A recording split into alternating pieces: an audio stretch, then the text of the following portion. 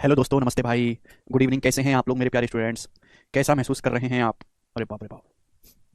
तो आज की क्लास हम पढ़ने वाले हैं प्रॉफिट एंड लॉस की। आखिरी क्लास है मेरे प्यारे भाई, लेकिन ये बहुत ही भयानक क्लास है आपके लिए, ठीक है ना?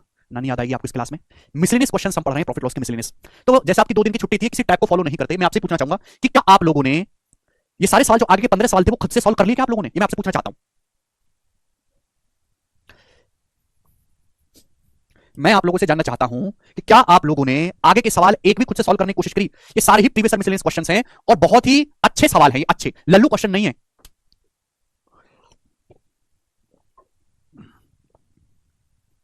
कोशिश किए थे पर हुआ नहीं। चलिए, अगर नहीं हुआ है तो मैं आपको बताऊंगा, ठीक है? मैं आप धीरे धीरे समझाऊंगा कि सवाल थोड़े से कठिन और अच्छे लेवल के हैं। सवाल नंबर 39। एक आर्टिकल का कॉस्ट 4,000 रुपए पड़ता है शॉपकीपर को, जो उसका मार्क प्राइस लगाता है 84 रुपए। शॉपकीपर कस्टमर को बेचता है 25% डिस्काउंट में। कस्टमर को फर्दर डिस्काउंट मिलता है 15% का डिस्काउंटेड प्राइस पे। If the customer redeems A coupon discounted by the store previously, मतलब प्रॉफिट परसेंटेज अप्रॉक्स में आपको बताना है earn by the shopkeeper in this transaction. Profit percentage पूछा है, 2022 का सवाल है मेरे प्यारे भाई। देखिएगा, आपसे प्रॉफिट परसेंटेज पूछा दुकानदार का। प्रॉफिट परसेंटेज क्या होता है? मार्कअप परसेंटेज और डिस्काउंट परसेंटेज का सक्सेस।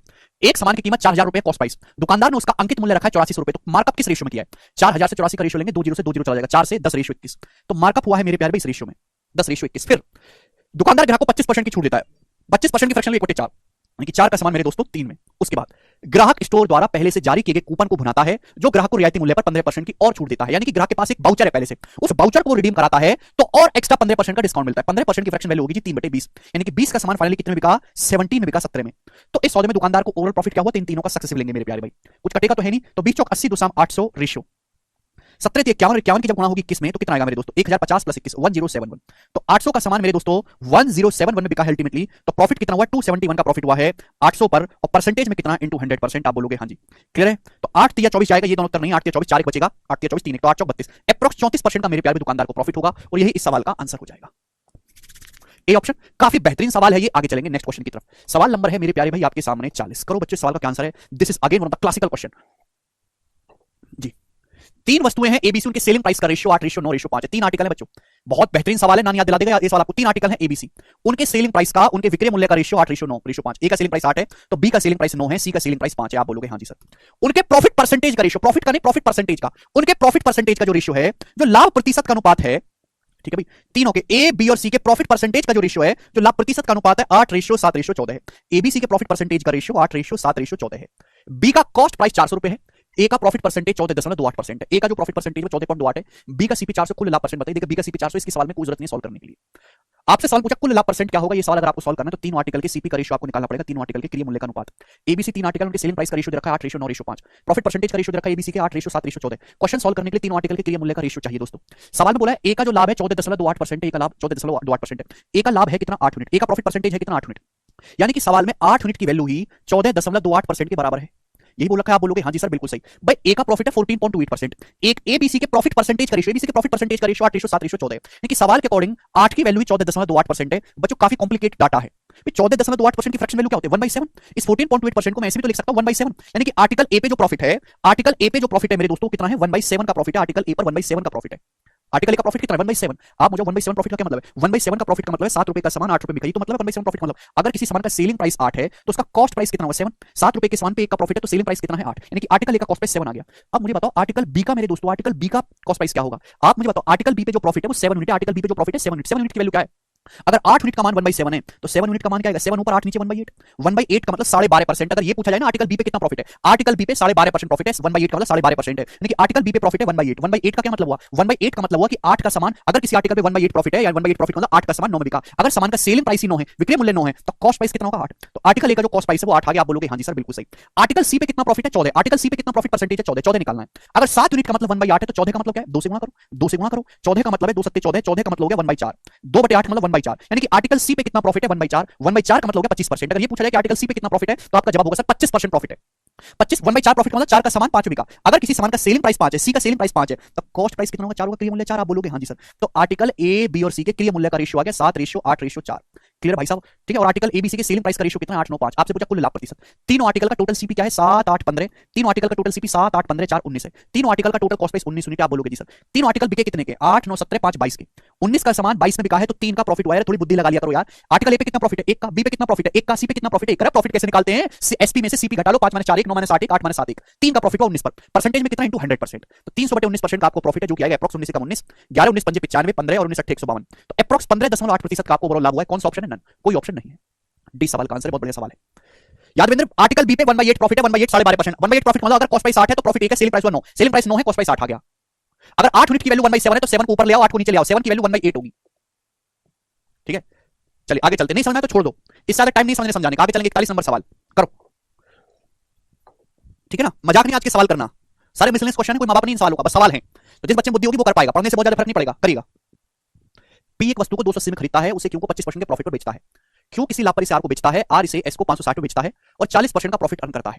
क्यू ने कितने परसेंट प्रॉफिट पर अप्रॉक्स अर्जित किया? क्यू ने कितना परसेंट प्रॉफिट अर्जित किया? देखिएगा मेरे दोस्त, सवाल में आपसे क्यू के बारे में पूछा है, क्यू को कितना परसेंट प्रॉफिट हुआ। तो क्वेश्चन सॉल्व करने के लिए क्यू का कॉस्ट प्राइस और क्यू का सेलिंग प्राइस आपको चाहिए। पी ने कोई सामान 280 में खरीदा, क्यू को बेचा 25% के लाभ पर। तो 280 में कोई सामान पी ने खरीदा, क्यू को 25% प्रॉफिट में बेचा 1/4, यानी कि क्यू ने कितने में खरीदा? 280 का 5/4, इतने में खरीदा होगा क्यू ने। ये क्यू का कॉस्ट प्राइस है, क्यू का कॉस्ट प्राइस है, समझे कि नहीं समझे। पी ने क्यू को बेच दिया 25% प्रॉफिट में, 280 में 25% प्रॉफिट होगा तो इतने में बेचेगा। अब क्यू ने किसी इस सामान को बेच दिया आर को, क्यू ने सामान को बेच दिया आर को, और आर ने बेचा एस को 560 रुपए में, 40% का लाभ कमाया। पता है आर ने कोई सामान किसको बेचा है? आर ने बेचा है एस को। आर ने जो है कोई सामान एस को बेचा। हुआ क्या है कि पहले पी ने क्यू को बेचा, फिर क्यू ने आर को बेचा, आर ने एस को बेचा। तो क्यू ने बेचा है आर को, जो आर का कॉस्ट प्राइस है, जो आर का क्रिया मूल्य है, वही क्यू का सेलिंग प्राइस है। क्यू ने सामान बेचा है आर को, तो जो आर का कॉस्ट प्राइस है, जितने में आर ने सामान खरीदा है उतने में ही क्यू ने बेचा, वो क्यू का सेलिंग प्राइस है। तो आर का कॉस्ट प्राइस निकालना है। आर ने एस को बेचा 560 में, 40% का प्रॉफिट कमाया, 40% की फ्रैक्शन 2/5, 2/5 मतलब 5 का सामान 7 में बेचा है। 7 की वैल्यू अगर 560 रुपए 80 गुना, तो 5 की वैल्यू 80 गुना होगी 400 रुपए, यानी कि आर का कॉस्ट प्राइस 400 है। आर ने वो सामान 400 में खरीदा है, तो क्यू ने वो सामान 400 में बेचा होगा। तो क्यू का जो सेलिंग प्राइस है 400 आ गया। क्यू का सेलिंग प्राइस कितना आ गया? 400। आपसे क्यू का प्रॉफिट परसेंटेज पूछा, तो रेशियो ले लेते हैं मेरे दोस्तों। रेशियो आप बोलोगे जी सर 5 2 50, 50 से 400 चला जाएगा 8 बार, 4 से 28 चला जाएगा 7 बार, 7/8, 7/8 मतलब 1/7। तो क्यू को कितना प्रॉफिट हो? 1/7, 1/7 मतलब अप्रॉक्स 14%। डी ऑप्शन आंसर है। तो सवाल आसान है, बस आपको लैंग्वेज को ढंग से पकड़ना है। ठीक है, ये चीज कौन में करने वाले, सॉल्यूशन तो इतना सा है। आगे चलेंगे, ये बताइए बच्चों, करो। James sells headset at a profit of 25%. Later, he identifies a wholesaler who is ready to supply the headset for 10% lower than the cost price. James also reduced the selling price by ₹54, but still makes a profit of 30%, but still makes a profit of 30%। Find the original cost price. बहुत बढ़िया सवाल, बहुत सुंदर language. करिए बच्चों। James 25% के profit पर headset बेचता है। बाद में उसने देखा कि एक होलसेलर है जो कॉस्ट प्राइस से 10% की कीमत पर हेडसेट बेच रहा है मार्केट में। तो जेम्स की मार्केट खराब ना हो, जेम्स भी क्या करता है, सेलिंग प्राइस को 54 रुपए कम कर देता है, सेलिंग प्राइस को। लेकिन फिर भी मेरे दोस्तों, लेकिन फिर भी 30% का प्रॉफिट कमाता है। मूल लागत मूल्य ज्ञात कीजिए, बताइए बच्चों, ऑप्शन आपके सामने है। तो मेरे प्यारे भी, जेम्स 25% के प्रॉफिट पर हेडसेट बेचता है। तो इसका मतलब ये क्या हुआ कि अगर किसी हेडसेट का कॉस्ट प्राइस 100 है, अगर किसी हेडसेट का कॉस्ट प्राइस 100 है, तो जेम्स कितने बेच रहा है? 125 में, 125 में बेच रहा है। क्लियर? आप बोलोगे हाँ जी सर। अब क्या हुआ? अब हुआ ये, जेम्स को एक होलसेलर पता चल गया, चांदनी चौक में बैठता है वो होलसेलर, वो हेडसेट की सप्लाई करने के लिए तैयार है 10% कॉस्ट प्राइस से 10% कम में। एक होलसेलर जेम्स को मिल गया, भाई साहब बोले, वो कह रहा है भाई साहब जो भी कॉस्ट प्राइस है उससे 10% कम में दूंगा सामान, यानी कि 100 कॉस्ट प्राइस है, 100 से 10% कम कितना हुआ? 90। यानी कि जेम्स अब हेडसेट को 90 रुपए में खरीद पाएगा। जेम्स तो बिजनेसमैन है, हेडसेट खरीद के बेचने का काम है। जेम्स को अब हेडसेट 10% कम प्राइस में मिल रहा है, कॉस्ट प्राइस से 90 में ही मिल रहा है। जेम्स भी सेलिंग प्राइस 54 रुपए कम कर देता है। जेम्स ने सेलिंग प्राइस को भी 54 रुपए कम कर दिया, लेकिन अब जेम्स को 30% प्रॉफिट हुआ। जेम्स को 30% प्रॉफिट हुआ। अब कॉस्ट प्राइस जेम्स का है 90, जेम्स का कॉस्ट प्राइस 90 है, 90 पे 30% प्रॉफिट हुआ है मेरे दोस्तों जेम्स को। तो सामान बेचा कितने में है? सामान बेच कितने में रहा है जेम्स? 90 का 30% 27 होता है, 90 पे 27 प्रॉफिट लोगे, यानी कि 117 में। अब जेम्स हेडसेट को 117 में बेच रहा है, 90 का 30% 27, 90 में 27 जोड़ेंगे 117 में बेच रहा है। यानी कि अगर पहले सेलिंग प्राइस 125 था, अब 117 हो गया। कितना कम हुआ मेरे दोस्तों? 8 8 यूनिट कम हुआ। 8 की वैल्यू सवाल में 54 रुपए, 8 की वैल्यू 54 रुपए, 8 की वैल्यू 54 आ गई। तो 1 की वैल्यू कितनी? 1 की वैल्यू है 54/8, 1 की वैल्यू। आपसे ओरिजिनल कॉस्ट प्राइस पूछा है 100 यूनिट की वैल्यू मल्टीप्लाई बाय 100। ये इफ वाला सवाल है बच्चों, जो मैंने आपको प्रॉफिट लॉस में कराया था, बस इसकी लैंग्वेज बहुत बढ़िया है। ठीक है ना? 4 से चला जाएगा 25, 4 से चला जाएगा 2, 2 से 54 चला जाएगा 27, और 27 गुना 25 आ गया 675 रुपए। ये सवाल का उत्तर है, बी ऑप्शन करेक्ट है। एक हेडसेट का सीपी 100 है, जेम्स 125 बेच रहा है। जेम्स को एक होलसेलर मिल गया जो कॉस्ट प्राइस से 10% कम दाम में जेम्स जो है जेम्स को हेडसेट देने को तैयार है। जेम्स को हेडसेट की सप्लाई कर देगा 10% कम दाम में 90 में। जेम्स ने सेलिंग प्राइस पे 54 रुपए कम कर दिया है, लेकिन अब जेम्स को 30% लाभ हो। जेम्स का सीपीएम 90 है, 90 पे 30% लाभ हो, जेम्स बेच रहा है 170 का। सेलिंग प्राइस में कितना चेंज है? 8 कितना चेंज है? 54 किलो 54 किलो 54/8। तो 100 की वैल्यू आपसे पूछिए। ठीक है, आगे चलेंगे। अगला सवाल ये बताइएगा, करो करिए जल्दी से। आई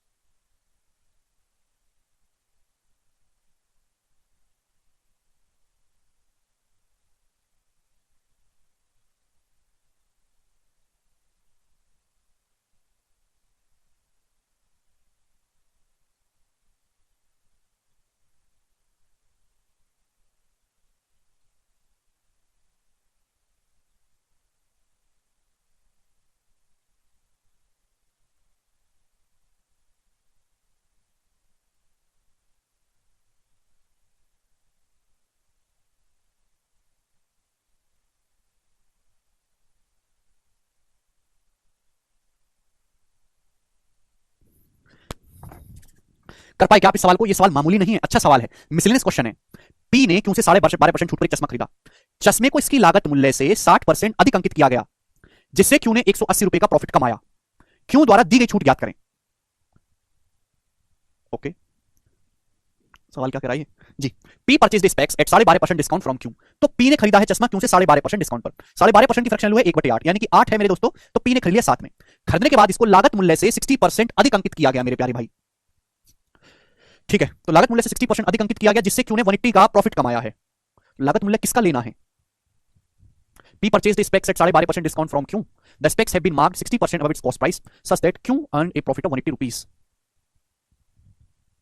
चश्मे को इसकी लागत मूल्य से 60% अधिक अंकित किया गया है, जिससे Q ने 180 का प्रॉफिट कमाया है। तो सवाल की लैंग्वेज क्लियर नहीं है, सवाल की लैंग्वेज क्लियर नहीं है। चलो कोई बात नहीं, मैं फिर भी बताने की कोशिश करता हूं। पी ने 12.5% डिस्काउंट पर चश्मा खरीदा, चश्मे को उसके कॉस्ट प्राइस से 60% अधिक अंकित किया गया, क्यू ने 180 का प्रॉफिट कमाया। तो बात करते हैं क्यों की। जो भी क्यू का कॉस्ट प्राइस है, उसको 60% बढ़ा गया। 60% बढ़ाने का मतलब 5 से 8। क्यू की बात करते हैं, क्यू का अगर कॉस्ट प्राइस 5 है तो उसने मार्क प्राइस लगाया 8, 60% बढ़ा दिया, तो क्यू को प्रॉफिट कितना हुआ 3 का। 3 की वैल्यू इस सवाल में 180 रुपए 60 गुना, तो क्यू का कॉस्ट प्राइस भी 60 गुना 300 रुपए। यही आप बोलोगे हाँ सर, तो क्यू का जो कॉस्ट प्राइस है 300 रुपए है मेरे प्यारे, ठीक है ना। तो क्यू का मेरे प्यारे, अच्छा आपको तो इसकी जरूरत नहीं है, आपको तो सेलिंग प्राइस चाहिए। 3 की वैल्यू 180 60 गुना, तो 8 की वैल्यू भी 60 गुना होगी 480 रुपए, यानी क्यू का जो मार्क प्राइस है वो 480 है। क्यू का जो मार्क प्राइस है 480 है, ठीक है ना। तो क्यू द्वारा दिया गया डिस्काउंट, तो 8 किलो 480, किलो तो 60 आ रहा है भाई। 60 है क्या? 60 तो ऑप्शन में नहीं है, ये सवाल गलत है। पी ने क्यू से 12.5% डिस्काउंट पर चश्मा खरीदा, चश्मे को उसके लागत मूल्य से 60% अधिक अंकित किया गया, जिसमें क्यू ने 180 रुपए का प्रॉफिट अर्जित किया है। तो क्यू की अगर हम बात करें तो क्यू ने 5 का सामान, क्यू की बात करते हैं तो क्यू ने, सारी कहानी क्यू के लिए, क्यू ने 5 का, क्यू का कॉस्ट प्राइस सीपी है 5, तो मार्क प्राइस लगाया 8, क्यू ने बेचा है सामान उसको पी को, तो सेलिंग प्राइस है 7। अब क्यू को 180 रुपए का लाभ हुआ। अच्छा सॉरी, अरे यार सॉरी, ठीक है भाई, ठीक है, मैं सवाल ढंग से नहीं पढ़ा। क्यू ने 60% मार्कअप किया 5 से 8, फिर 12.5% डिस्काउंट दिया 8 से 7, तो क्यू को मेरे दोस्तों प्रॉफिट कितना हुआ है 2 का। 2 की वैल्यू सवाल में 180 रुपए है, 2 की वैल्यू 180 रुपए है, क्यू को प्रॉफिट 180 का हुआ है। तो क्यू द्वारा डिस्काउंट जो है 1 यूनिट का है, तो 1 की वैल्यू जो वो 90 रुपए है।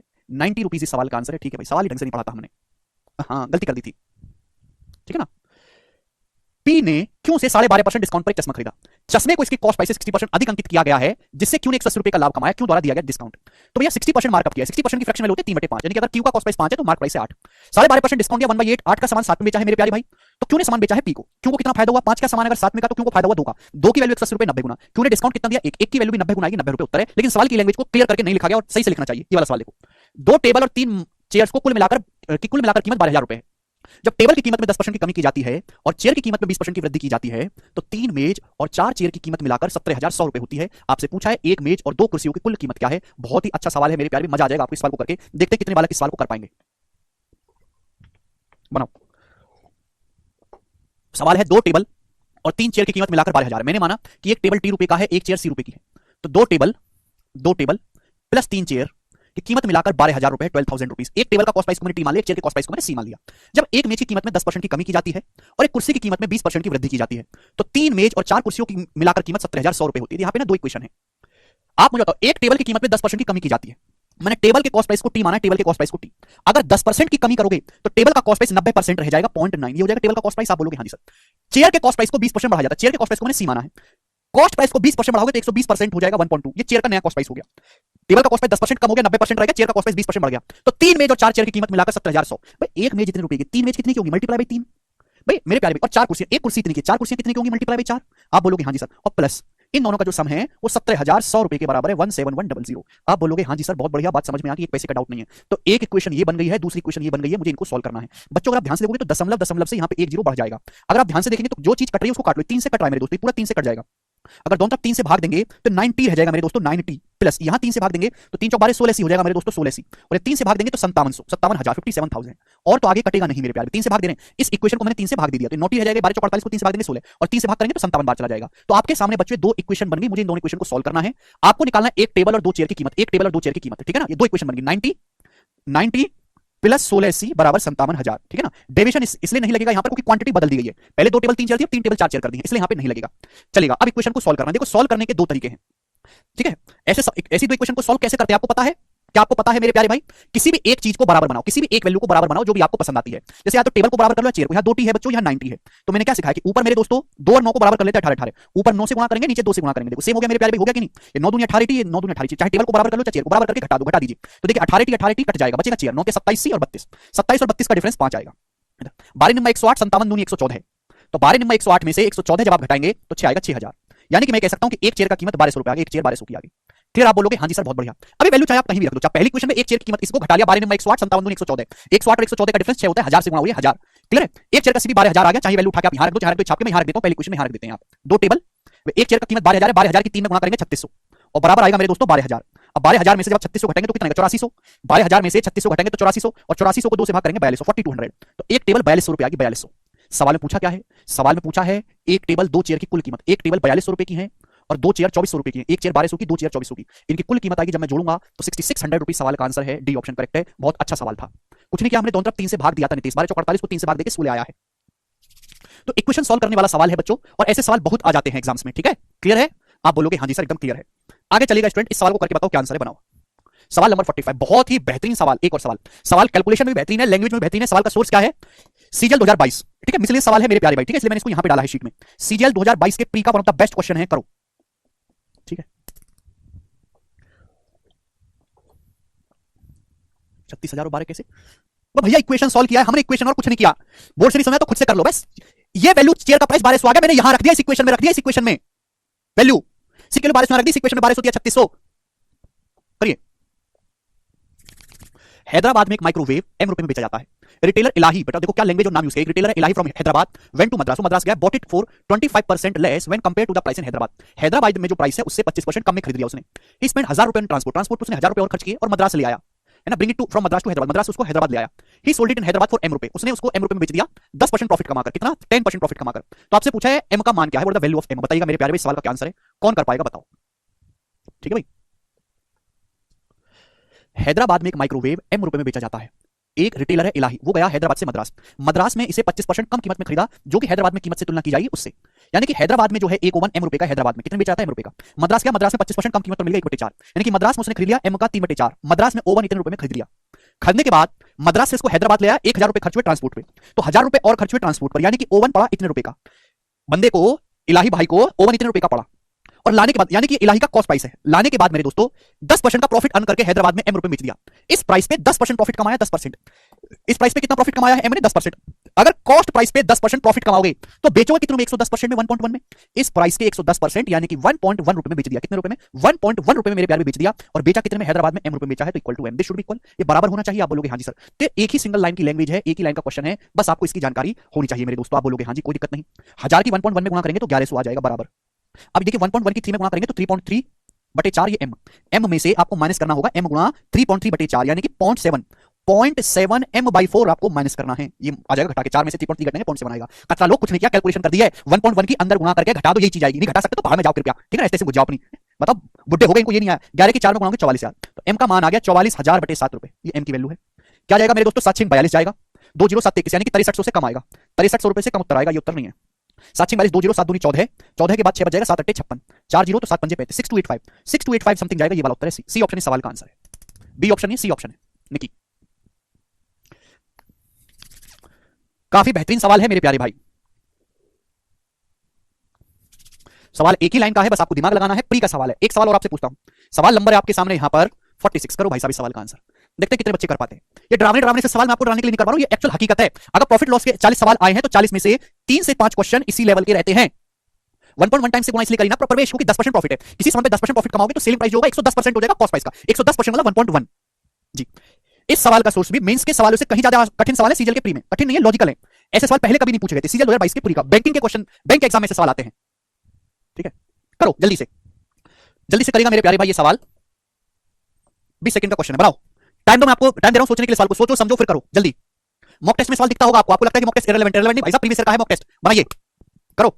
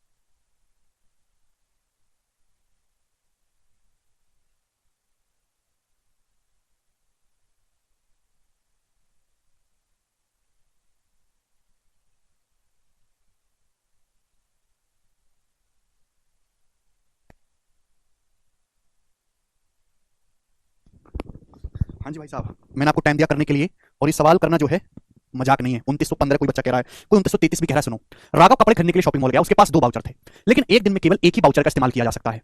पहले कूपन का उपयोग करके कुल राशि पर 30% की कुल छूट प्राप्त की जा सकती है। यदि वह कम से कम 3 शर्ट खरीदता है तो दूसरे कूपन का उपयोग करके उसे सबसे महंगी शर्ट की कीमत पर 80% की छूट मिलेगी। सबसे महंगी कीमत की शर्ट पर राघव न्यूनतम मूल्य पर 3 शर्ट किस कीमत पर खरीद सकता है? अभी Raghav minimum what is the price at which Raghav can purchase 3 shirt minimum price. Raghav न्यूनतम शर्ट पर 3 किस कीमत पर, यदि तीनों शर्ट कीमत 1250 रुपए, 1540 रुपए और 1375 रुपए है। चलेगा मेरे दोस्तों, सुनो, बड़ा बेसिक सा सवाल है, सवाल में कुछ भी नहीं है। कपड़ा खरीदने के लिए शॉपिंग मॉल गया, 2 कूपन थे, बहुत बढ़िया, एक दिन में एक ही का इस्तेमाल किया जा सकता है। पहले कूपन का उपयोग करके कुल राशि पर 30% की छूट मिल जाएगी। यदि वह कम से कम 3 शर्ट खरीदता है तो दूसरे कूपन का उपयोग करके उसे सबसे महंगी शर्ट की कीमत पर 80% की छूट मिलेगी। यानी कि सबसे महंगी शर्ट तो ये है, इस पर मेरे प्यारे भाई सबसे महंगी शर्ट पर 80% ऑफ मिलेगा, 80% ऑफ। यानी कि 30 पहले कूपन से 30% तो छूट मिलना ही मिलना है, इस पे 80% छूट और मिलेगी मेरे प्यारे भाई इसके प्राइस पे। क्लियर है? देखिएगा, ध्यान से समझने की कोशिश करेंगे तो थोड़ा दिमाग लगाने वाली बात तो है ये। देखिएगा, 30% छूट तो तीनों पे मिलना है, इस पे मिलना है 30% छूट, इस पे मिलना है 30% छूट, इस पे भी मिलना है 30% छूट। 30% तो मिलना ही मिलना है, लेकिन अगर 3 शर्ट खरीदते हैं कम से कम, ठीक है मेरे दोस्तों, राघव मिनिमम लेवल पर 3 शर्ट किस कीमत पर खरीद सकता है? यदि तीनों शर्ट की कीमत, 3 शर्ट की कीमत ये है, राघव न्यूनतम लेवल पर 3 शर्ट, अच्छा ये भी आपको सोचना है, ठीक है भाई। सबसे महंगी उस पे 80% की छूट मिलेगी, सबसे महंगी शर्ट पे। देखो मेरे दोस्तों, एक शर्ट तो हम ये वाली ले लेते हैं 1540 की, ये सबसे महंगी शर्ट है, इस पे 30% तो डिस्काउंट मिलेगा ही मिलेगा। आप बोलोगे हाँ जी सर, और फिर मेरे दोस्तों इस पे 80% का डिस्काउंट और मिलेगा, ये हो जाएगा 80% का डिस्काउंट। सवाल में पूछा राघव मिनिमम मूल्य पर 3 शर्ट किस कीमत पर खरीद सकता है? यदि 3 शर्ट की कीमत ये है, ओके, तुम ये ले लेते हैं, एक 1250 की शर्ट है, 1375 की शर्ट है। अब आप मुझे खुद बताओ, ये जो 1250 की शर्ट है मेरे प्यारे भाई, राघव को मिनिमम 3 शर्ट लेनी, न्यूनतम मूल्य पर 3 शर्ट किस कीमत पर खरीदता है? तो ये वाली शर्ट 2 नहीं लेने, इस वाली शर्ट को खरीदते ही नहीं है भैया, इस वाली शर्ट को खरीद लेते हैं मेरे प्यारे भाई। ये 2 शर्ट ले लेते हैं और इस पे कितना डिस्काउंट मिल जाएगा? 30% डिस्काउंट मिल जाएगा। बोलो बेस्ट डील रहेगी कि नहीं डील रहेगी? एक second. Raghav went to shopping mall is purchasing growth. He had 2 coupon him with only one can be used on a single day. Using the first coupon, a total discount of 30% could be obtained on the total amount. पहले coupon का इस्तेमाल करके उसे total amount पर 30% discount मिल सकता है, total amount पर। यूजिंग द सेकंड कूपन का इस्तेमाल करके उसे 80% ऑफ मिलेगा on the price of the costliest shirt if he buys at least 3 shirt. Okay sorry, दोनों में से एक ही ले पाएगा। सवाल ही ढंग से नहीं पढ़ रहा हूं आज मैं, मेरा ध्यान कहीं और है। एक दिन में एक ही कूपन का इस्तेमाल कर सकता है। पहला कूपन टोटल अमाउंट पे 30% की छूट देगा, टोटल अमाउंट पे 30% की छूट। दूसरा कूपन जो है वो क्या है? सबसे महंगी शर्ट पे 80% की सिंगल छूट देगा, सबसे महंगी शर्ट पे। क्लियर? राघव मिनिमम मूल्य पर 3 शर्ट किस कीमत पर खरीद सकता है? यदि तीनों शर्ट की कीमत ये है। अगर आप पहला वाला डिस्काउंट, पहला वाला कूपन रिडीम कराओगे तो तीनों शर्ट टोटल कितने की हो रही है? तीनों शर्ट हो रही है आपकी, ऐड करेंगे 5 5 5 4 9 7 16 का 6 हासिल 1 2 1 3 5 8 3 11 का 1 हासिल 1 4165। तीनों शर्ट 4165 की है, इसका 70% यानी कि 0.7 ये हो गया। दूसरा, अगर आप दूसरा कूपन रिडीम कराओगे तो सबसे महंगी शर्ट पे 80% डिस्काउंट मिलेगा। मतलब इसका तो आपको टोटल पे करना है, इन दोनों शर्ट पे कोई डिस्काउंट नहीं मिलेगा, इनका तो आपको टोटल पे करना है। 1250 में 1375 जोड़ो, 1250 में अगर 1400 आप जोड़ोगे तो 2650 आएगा, उससे कम यानी कि 2625 2625 ये होगा कि नहीं? क्लियर है? अभी 5 7 2 1 3 3 6 2625 प्लस ये जो सबसे महंगी शर्ट है 1540 की, इस पे 80% डिस्काउंट आपको मिलेगा, तो शर्ट कितने की पड़ेगी? 0.2 की। तो ये दो तरीका, अगर पहला कूपन लगाओगे तो इतने का पड़ जाएगा, दूसरा कूपन लगाओगे तो इतने का पड़ेंगे तीनों शर्ट। आपसे पूछा मिनिमम किस प्राइस पे उसको मिल जाएगा, कौन सा कूपन खोलना चाहिए उसे कि मिनिमम प्राइस पे उसे तीनों शर्ट मिले? तो अगर आप ध्यान से देखेंगे 1540 का पॉइंट हो जाएगा 308, तो ये जो वैल्यू आएगी 2633 रुपए, 2633 सॉरी 2933। 2933 से क्या कम रहेगा? बताओ, दोनों चक्कर का देखना पड़ेगा। 4000 का 7 गुना 2800 है भाई, और 160 का 0.7 गुना 112, और 5 का 7 गुना 7.7 गुना 3.5 रहेगा। 2912 में 3.5 जोड़ेंगे 2915.5, ये 2915.5 आ रहा है, ये आ रहा है 2933। तो मिनिमम कौन सा रहेगा? ये वाला मिनिमम रहेगा। तो आपको पहला कूपन रिडीम करना चाहिए, सी ऑप्शन आंसर है। समझ में आया? अगर सेकंड कूपन रिडीम कराओगे तो 2933 पे करना होगा, पहला कूपन रिडीम कराओगे तो 2915.5 पे करना होगा। तो मिनिमम प्राइस में कौन सा मिल जाएगा? ये वाला कूपन, तो ये वाला रिडीम कराना चाहिए। बढ़िया सवाल है मेरे प्यारे सभी बच्चे, समझ पाए? आगे चलेंगे नेक्स्ट क्वेश्चन। नेक्स्ट क्वेश्चन पे मैं आपको नेक्स्ट वैरायटी पे 3-4 सवाल कराऊंगा, बहुत ज्यादा पॉपुलर है। अभी पेपर हुआ था एसएससी जीडी का, आईसीआर का और सीआरपीएफ का, तीनों ही पेपर्स में इस पे सवाल है। हालांकि सीजीएल और सीएचएसएल में अभी इस लैंग्वेज पे सवाल नहीं पूछा है, लेकिन आपको करना चाहिए, जरूर पूछेगा, ठीक है ना? 4 क्वेश्चन कराऊंगा, ध्यान सुनिएगा। बोला है the cost of shirt is 20% less than cost of trouser. Shirt की कीमत ट्राउजर से 20% कम है। 3 शर्ट और 5 ट्राउजर 1260 रुपए ज्यादा है, 5 शर्ट और 2 ट्राउजर के प्राइस से, ठीक है भैया। और the cost of 4 shirt and 3 trouser, 4 shirt और 3 ट्राउजर का कॉस्ट क्या है? देखो बेसिक सवाल है। बोला है the cost of shirt is 20% less than cost of trouser, 20% की फ्रैक्शन हुई 5। ये ट्राउजर है, ये शर्ट है मेरे दोस्तों, और ये है मेरे प्यारे ट्राउजर, ठीक है भैया। ये है कॉस्ट प्राइस। सवाल में ये बोला गया है कि शर्ट का जो कॉस्ट प्राइस है वो ट्राउजर से 1/5 कम है। ट्राउजर का सीपी 5 है तो शर्ट का सीपी कितना है? 4। ऐसा पहली लाइन में बोला गया है। दूसरी लाइन 3 शर्ट और 5 ट्राउजर, अच्छा ये देख लेते पूछा क्या, what the cost of 4 shirt and 3 trouser. 4 shirt 3 trouser का कॉस्ट, 4 शर्ट कितनी होंगी? एक शर्ट 4 की है तो 4 शर्ट होंगी 16 की। 3 ट्राउजर, एक ट्राउजर 5 का, 3 ट्राउजर होंगे 15 के, तो 16 + 15 31 यूनिट की वैल्यू आपसे पूछा 31। तो आंसर 31 का मल्टीपल आएगा। ऑप्शन से चेक कर सकते हैं कौन सा 31 का मल्टीपल है। 31 का मल्टीपल मेरे दोस्तों 31 एकम 31, और ये बचेगा मेरे दोस्तों आपका 184, ये नहीं है। 31 एकम 31 13, ये भी नहीं है। 31 एकम 31 17, ये भी नहीं है मेरे दोस्तों। 31 एकम 31 बचेगा मेरे दोस्तों यहाँ पे 248, तो ये 31 का मल्टीपल, ये उत्तर आ जाएगा। तो आप 31 के मल्टीपल से भी सवाल को सॉल्व कर सकते हैं। ठीक है जी, आप बोलोगे हाँ जी सर। अगर आप इसको पूरा सॉल्व करना चाहते हैं तो आपको सेकंड लाइन का इस्तेमाल करना होगा। 3 शर्ट और 5 ट्राउजर की जो कीमत है, सवाल में क्या बोला गया, सेकंड लाइन देखो, the cost of 3 shirt and 5 trouser. 3 shirt कितने की, 3 चौक 12 की, 5 ट्राउजर कितने, 5 पंजे 25 के, तो कितना हो गया 37, 12 प्लस 25 37। ये 1260 रुपए मोर है किससे, 5 शर्ट और 2 ट्राउजर के कॉस्ट से। 5 शर्ट और 2 ट्राउजर कितने की पड़ती है, 5 शर्ट 4 पंजे 20 की, 2 ट्राउजर 2 पंजे 10 के, तो यानी कि 5 शर्ट 20 की, 2 ट्राउजर 10 के, कितना है 30। तो 37 जो वो 30 से कितना ज्यादा हुआ, 7 यूनिट। सवाल के अकॉर्डिंग कितना ज्यादा है, 1260 रुपए। 7 की वैल्यू 1260 रुपए मेरे दोस्तों, 180 गुना 180 गुना, 1 की वैल्यू 180 है, 31 की वैल्यू पूछे 180 गुना, तो 5400 प्लस 180 5580 रुपए, 5580 रुपीज इस सवाल का आंसर है। तो काफी बेसिक सवाल है ये, कोई ज्यादा प्रॉब्लम इसमें है नहीं। ठीक है, एक की वैल्यू आ गई, जैसे जैसे सवाल बोले ना वैसे वैसे करते जाओ। ये सवाल थोड़ा इजी रहा क्यों, क्योंकि यहां पे आपको रेशियो पता था, शर्ट के ट्राउजर के सीपी का रेशियो पता था, रेशियो पता है तो इजी हो गया। ठीक है, चलिए आगे चलेंगे। नेक्स्ट सवाल, सवाल नंबर है आपके सामने 48, और करो मेरे दोस्तों, चलिए बनाओ।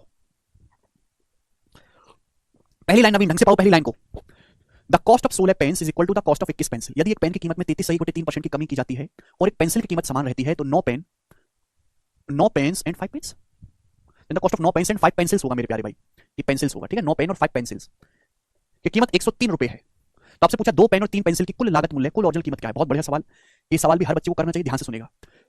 16 पेन्स का जो कॉस्ट प्राइस है 21 पेन के सीपी के बराबर है, 21 पेंसिल के।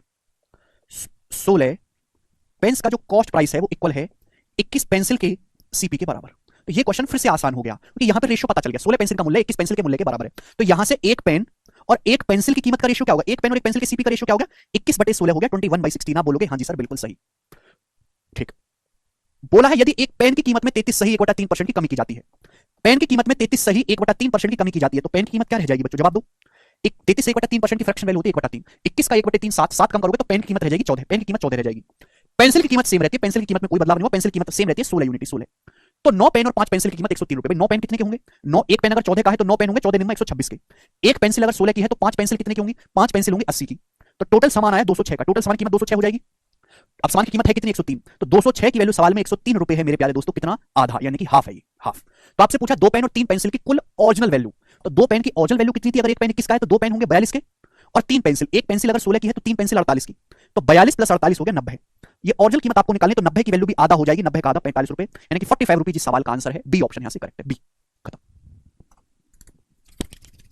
बताइएगा अविनाश, समझ में आया, सी ऑप्शन नहीं, यानी कि यार तुम तो सारी गलत कर रहे हो। काफी अच्छा सवाल है ये भी। आगे चलते हैं अगले सवाल की तरफ, ये बताइएगा मेरे प्यारे भाई, करो नेक्स्ट क्वेश्चन। बहुत बढ़िया सवाल, बनाओ, टाइम देता हूं सोचने का। 14 बेटे ये तो आपको सवाल में आपसे जो पूछा ना, टोटल ओरिजिनल कॉस्ट, ओरिजिनल पूछा तो ओरिजिनल तो ये वाला है ना, ये ओरिजिनल है, ये तो चेंज किया गया है ना। यदि एक पेन कीमत इतनी कम हो जाती है, ओरिजिनल थोड़ा ना, ये तो कम करने के बाद, ओरिजिनल तो पेन और पेंसिल का रेशियो 21/16 था ना। सवाल को ढंग से पढ़ा करो, सुनते नहीं आप। ठीक है, चलेगा। सवाल नंबर 49, हर बच्चे के लिए नहीं है ये, केवल मेहनती और मेहनत करने वाले टैलेंटेड बच्चों के लिए है जी। The cost of 5 notebook is 6 rupee more than cost of 8 pen. सवाल में साफ साफ बोला है 5 नोटबुक की कीमत 8 पेन की कीमत से 6 रुपए ज्यादा है। Next, the cost of 3 notebook is 25% more than cost of 4 pen. 3 notebook का मूल्य 4 पेन के मूल्य से 25% ज्यादा है। 2 नोटबुक और 5 पेन की कीमत क्या है। ये सवाल भी इजी हो गया आप लोगों के लिए कि यहां से आपको रेशियो पता चल गया, लेकिन हर सवाल में लैंग्वेज अलग अलग है। सवाल में देखो इस लाइन से शुरू करेंगे, यहां से क्वेश्चन इजी हो जाएगा।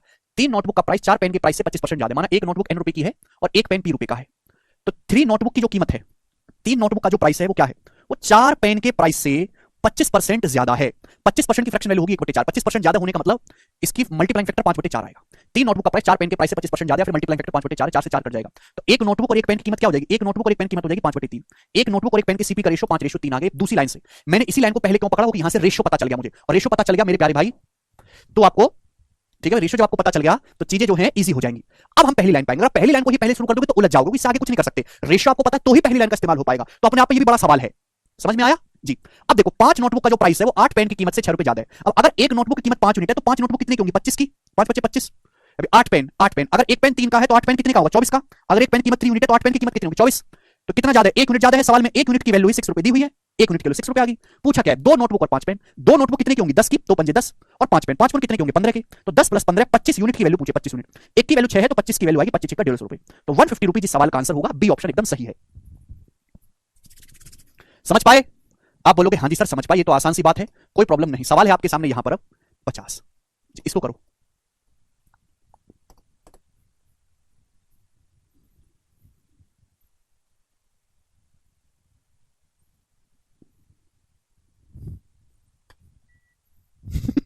रौनक कह रहे 150 रुपया देगा।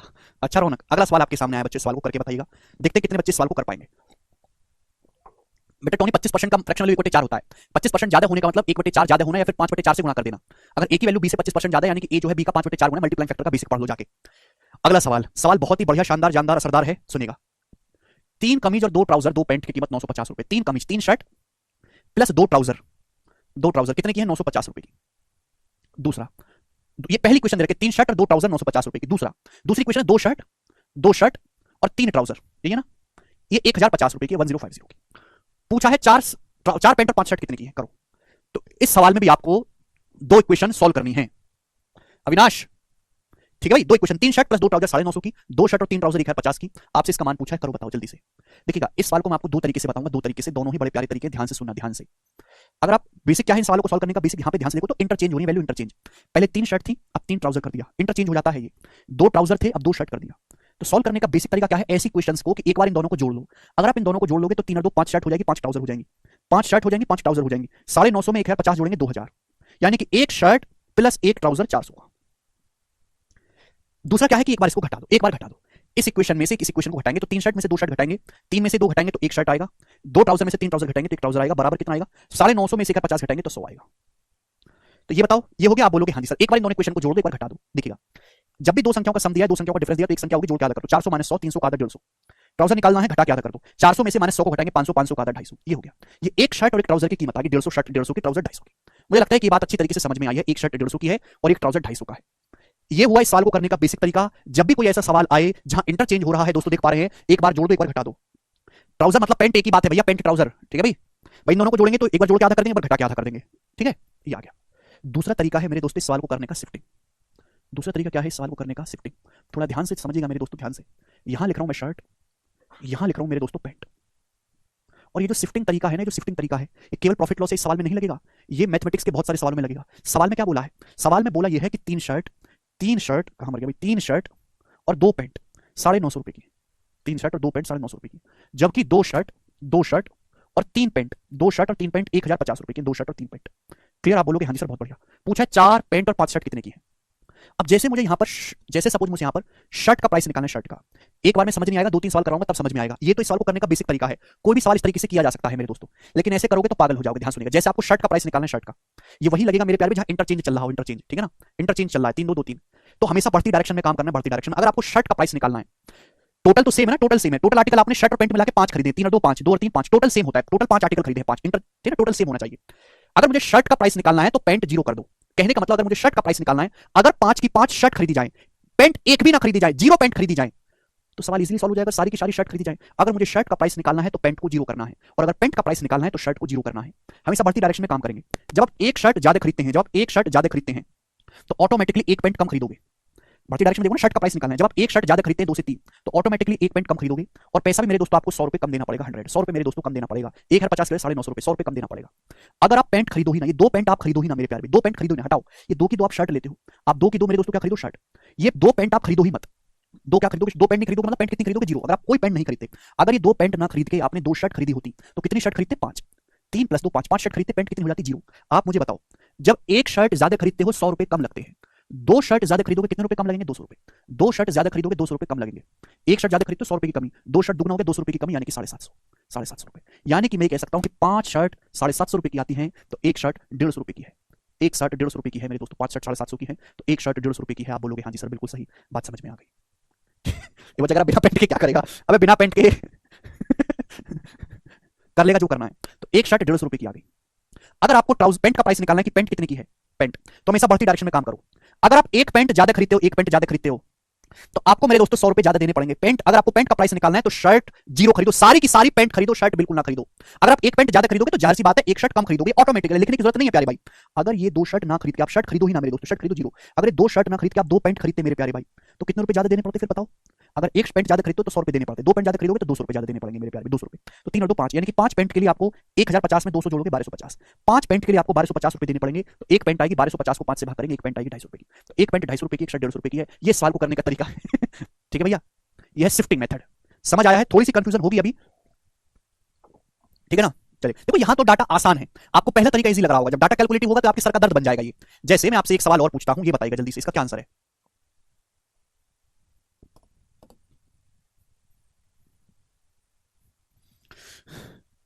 जी करो। The total cost of 11 book and 6 pens, 6 है, 897 रुपीज। यहां मैं लिखता हूं मेरे दोस्तों बुक्स, यहां मैं लिख रहा हूं मेरे दोस्तों पेन। सवाल में क्या बोला कि 11 बुक और 6 पेन की कीमत 897 रुपए है। 11 बुक और 6 पेन की जो कीमत है वो 897 रुपए है। दूसरी लाइन, 6 बुक, 6 बुक और 5 पेन की कीमत, 6 बुक और 5 पेन की कीमत ज्ञात करें। 6 बुक और 5 पेन की कीमत ज्ञात करें यदि 6 बुक्स और 11 पेन की कीमत 382 रुपए है। ये बोला है सवाल में, आप बोलोगे हाँ जी सर यही बोला है सवाल में। 11 बुक और 6 पेन 897 की हैं। तो सवाल में पूछा है बताओ 6 बुक और 5 पेन की कीमत क्या है, 6 बुक और 5 पेन की। यदि मेरे प्यारे भाई 6 बुक और 11 पेन की कीमत 382 रुपए है, चलेगा। देखिए ध्यान सुनिएगा, बहुत बेसिक सवाल है। सवाल में आपको दिया है 6 बुक और 11 पेन की कीमत 582 रुपए, यही दिया है। आप बोलोगे हाँ जी सर यही दिया है। ऐसा नहीं है कि सवाल को सॉल्व करने के लिए आपको बुक और पेन दोनों का प्राइस निकालना पड़े, जरूरत नहीं। 6 बुक और 11, सेकंड लाइन को ढंग से पढ़ो, आखिरी लाइन को। 6 बुक और 11 पेन की कुल कीमत 582 रुपए है। आपसे पूछा 6 बुक और 5 पेन की कीमत। मेरे पास 11 पेन है, मुझे 11 पेन नहीं चाहिए, 5 पेन चाहिए। अगर मैं इसमें से 6 पेन का प्राइस घटा दूं 6 पेन का, तो सवाल सॉल्व हो जाएगा। भाई 6 बुक तो है, 11 में से 6 पेन का प्राइस घटा दूंगा तो आ जाएगा। यानी कि आंसर जो होगा 582 रुपए में से क्या करना है, 6 पेन का प्राइस आपको घटाना है और आपका उत्तर आ जाएगा। यही ना लॉजिक बना। सवाल को ढंग से पढ़ो, बोला है 6 बुक और 11 पेन 582 के हैं, लेकिन आपसे पूछा है 6 बुक और 5 पेन की। तो 11 पेन नहीं चाहिए, 5 पेन चाहिए, तो इसमें से 6 पेन का प्राइस घटाना है। तो 582 रुपए में से आपको 6 पेन का प्राइस घटा देना है, आपको आंसर आ जाएगा। ठीक है ना, क्लियर है। तो मुझे सवाल को, ये लॉजिक क्लियर हुआ सभी बच्चों को। अरे भैया 6 बुक और 11 पेन का प्राइस है 582, 6 बुक और 5 पेन का पूछा है, तो भैया यहां पे अगर 11 में से 6 पेन का प्राइस घटा दूंगा हो जाएगा। तो मुझे इस क्वेश्चन को सॉल्व करने के लिए केवल पेन का प्राइस निकालना है, पेन का। क्या शिफ्टिंग से नहीं निकाल लोगे, देखो इंटरचेंज हो रहा है, इंटरचेंज हो रहा है। यहाँ पे डाटा बहुत कैलकुलेटिव है, यहाँ जोड़ के घटा करना टाइम लगेगा बहुत ज्यादा। अभी 11 6 17 6 11 17 टोटल सेम है। मुझे पेन का प्राइस निकालना है, पेन का बढ़ती डायरेक्शन में काम करना है। जब आप 5 पेन ज्यादा खरीदते हो, 5 पेन ज्यादा खरीदते हो मेरे प्यारे भी 5 पेन, तो कितने रुपए कम लगते हैं मेरे दोस्तों। 7 में से 2 गया 5, 9 में से 8 गया 1 और 8 में से 5, 7 में 2 गया 5, 9 में से 8 गया 1 और 8, 315 रुपए कम लगते हैं मेरे दोस्तों, 315। आप बोलोगे हाँ जी सर बिल्कुल सही। जब आप मेरे प्यारे भाई 5 पेन ज्यादा खरीदते हो तो 315 रुपए कम लगते हैं। जब आप 5 पेन ज्यादा खरीदते हैं तो 315 रुपए कम लगते हैं। 5 पेन ज्यादा खरीदोगे जाहिर सी बात है फिर 5 बुक कम खरीदोगे। अगर आप 5 पेन ज्यादा खरीदते हैं तो 5 बुक कम खरीदोगे, 315 रुपए कम पे करना पड़ेगा, 315 रुपए। क्लियर है। आपको पेन का प्राइस निकालना है तो बुक 0 खरीदो, सारी की सारी पेन खरीदो। यानी कि अगर ये 6 बुक ना खरीद के अगर मैं 6 पेन खरीदता, यानी कि सारे के सारे 17 पेन ही खरीदता। भाई पहले टोटल कितना आर्टिकल खरीदते थे, 17, 11 6 17, अभी भी 17 खरीद रहे हैं मेरे प्यारे भाई। लेकिन अब बुक एक भी ना खरीद के सारे के सारे अगर आप पेन खरीदोगे तो कितना पैसा पे करना पड़ेगा बताइएगा। 5 पेन ज्यादा खरीदते हैं तो 315 रुपए कम लगते हैं। कितने गुना है 5 से 315 कितने गुना है, 5 से 315 63 गुना है, 63 गुना मेरे दोस्तों, 63 गुना 63 गुना है। 5 का 63 गुना है 315, 63 टाइम्स। तो यहां भी 6 का 63 गुना आएगा, 6 का 63 गुना आएगा 360 प्लस 18 378। आप बोलोगे हाँ जी सर बिल्कुल सही, 378 378। 5 का 63 गुना है 315, तो 6 का भी 63 गुना आएगा 378। 582 में से 378 घटाओ 4, अभी 0 और 5 में 3 तो 204। यानी कि मैं ये कह सकता हूं कि 17 पेन जो हैं 204 रुपए के हैं। 17 पेन तो एक पेन कितने का है, 17 एकम 17, 17 दूनी 34, 12 रुपए का। 17 पेन अगर 204 रुपए के हैं तो एक पेन 12 रुपए का है। अगर एक पेन 12 रुपए का है तो 6 पेन 72 रुपए के हैं, 12 72। 582 में से 72 घटाएंगे तो 510 रुपए भी ऑप्शन। इस सवाल का आंसर है, सभी बच्चे समझ पाए। बहुत ही बेहतरीन सवाल है, बुद्धि थोड़ी एक्स्ट्रा लगानी पड़ेगी तभी आप इस सवाल को कर पाओगे। आगे चलेंगे, सवाल है आपके सामने एक और, सवाल नंबर 52। जरा इस सवाल को आप मुझे करके बताओ जी, इस सवाल का क्या आंसर होगा। ये जो क्वेश्चन है आपके सामने स्क्रीन पे बहुत ही खतरनाक और गुड क्वालिटी का क्वेश्चन है मेरे प्यारे भाई, ठीक है नहीं। आईसीआर के पेपर में आया, प्रैक्टिस शीट में मैंने आपको एक सवाल और दूंगा जिसमें ऐसा ही एक सवाल और है जो सीआरपीएफ के पेपर में आया है।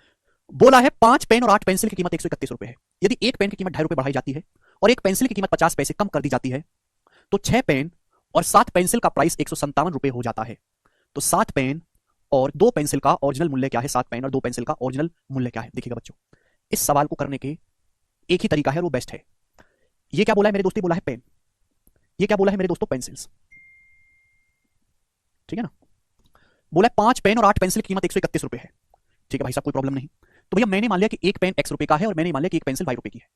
माना कि एक पेन आपका x रुपए का है, एक पेंसिल y रुपए की। तो सवाल में क्या बोला है, 5 पेन 5x प्लस 8 पेंसिल 131 रुपए के बराबर। ये पहली क्वेश्चन है जो आपको सवाल में दिया। दूसरा, यदि एक पेन की कीमत 2.5 रुपए बढ़ाई जाती है, एक पेन x रुपए का है, पेन की कीमत 2.5 रुपए बढ़ाओगे तो पेन हो जाएगा इतने का, हो जाएगा। पेंसिल की कीमत 50 पैसे कम कर लेते हैं। 50 पैसे क्या होता है, 0.5, 50 पैसे का मतलब होता है 0.5 रुपए। अगर एक पेंसिल y रुपए की है तो 50 पैसे कम कर देते तो पेंसिल कितनी हो जाएगी, y माइनस 0.5 की, ये हो जाएगी।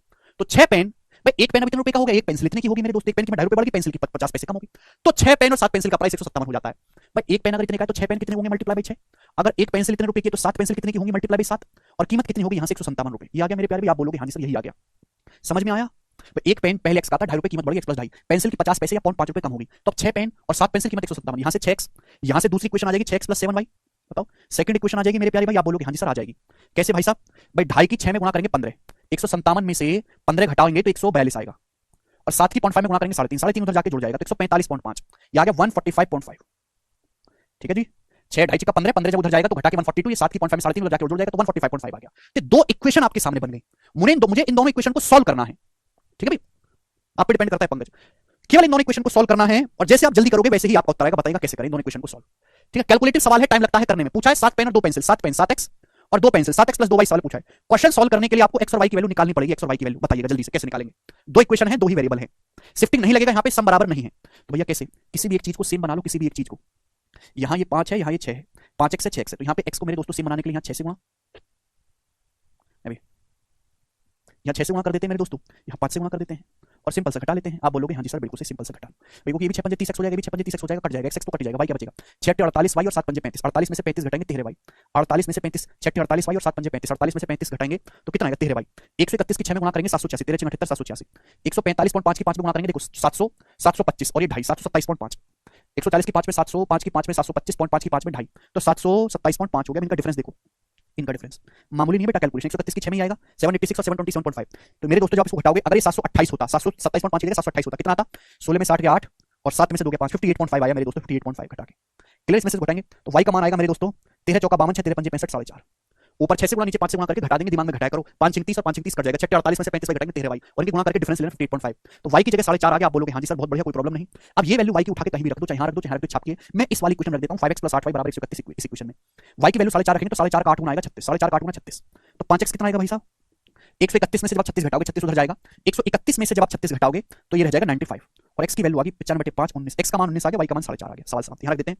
तो 19 133 और 4.5 दूनी 9, 133 + 9 142, सवाल का आंसर है बी ऑप्शन, यानी कि 7 पेन और 2 पेंसिल 142 रुपए की हैं। That's correct. बहुत बढ़िया सवाल था, सभी बच्चे समझ गए हैं और इसी के साथ ये चैप्टर समाप्त होता है। बाकी कल बाय।